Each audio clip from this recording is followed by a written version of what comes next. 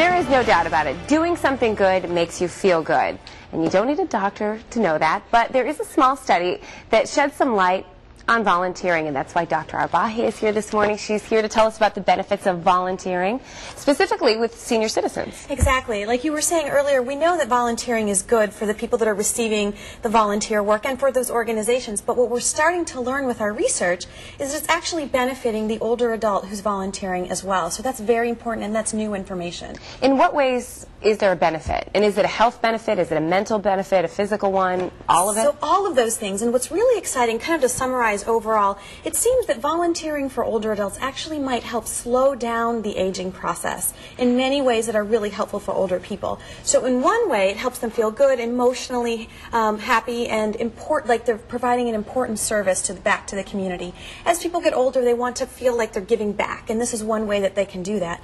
But what's also important is that there's actually physical benefits to volunteering. So we're going to hear in a little bit about a volunteer in one of our school systems here, and he's talked about how his blood pressure has gone down. It's been the lowest it's been in many, many years. So there's also physical benefits, and also, more importantly, there's brain benefits or cognitive benefits. The recent study that we were talking about took two groups of older adults who are working in the Experience Corps study, which we'll hear about in a minute, and they basically did MRIs of their brains and compared them to people who weren't yet volunteering.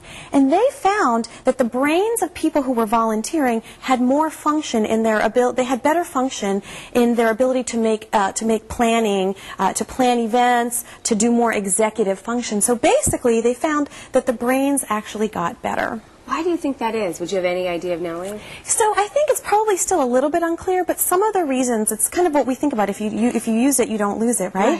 So you get more circulation to the brain, you're more active when you're volunteering, you're going up and down stairs, you're planning your day, you're needing to use those skills that you might have not used since you retired. So it's keeping the brain active. So probably something having to do with more of circulation in that area. And also, you always hear, and I don't know if this is true or not, you could tell us, that people seem to do better when they have something that they're passionate about. That's exactly right. A hobby or something. So maybe this sort of falls along that same vein. Exactly right. And we know that depression is very, very common in older people. And that one of the ways to work through a depression is to volunteer or to feel useful or to feel like you're belonging as part of a group or a society. So we think that that may be one of the benefits as well, is in reducing depression in older people. So really quickly, if somebody wanted to get involved with this, what would you recommend that they do? For volunteering? Yeah. Well, I think one of the things that they can, well, we'll talk about this Experience Corps study, which I think is really important, and they can, we'll have a website that they can look at for this particular study, but I think in general, talk to families, think about the churches or the synagogues where they're a part of,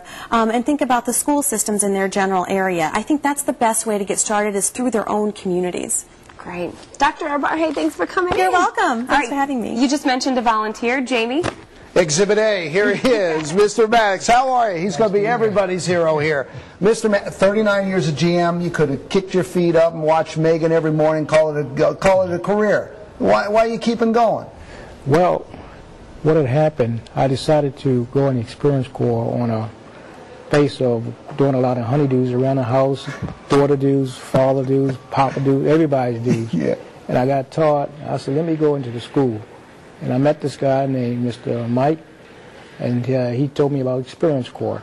And in November, I went into Experience Corps classes, and in January, I went into the school down at 10 Stillman. All right, you go into Tillman.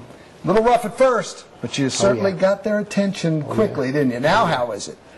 It's been a blessing, truly. I've been working with the kids since January. Those kids that I worked with when I first started was in the 2nd grade. I still got their backs. I continue on following them through school, even as they go to higher levels of school, because you know, you want to know where the kids go on to and what they're going to do in life. What's your message to the kids? Stay focused. Yeah. Main thing is stay focused, continue on being courteous, and do the right thing. And what do they give you in return? Well, two things. My reward is to see kids make it in school. These two kids I worked with in the 2nd grade back in '06, they ended up being getting the President Achievement Award when they graduated from the 5th grade. I went to see the school that they were at now, and they was rejoiceful because they came to me and said, Mr. Danny, you still got my back. And yes, I do. And I passed the baton to the people over to the school they are at. See, it means something when somebody cares about somebody, right?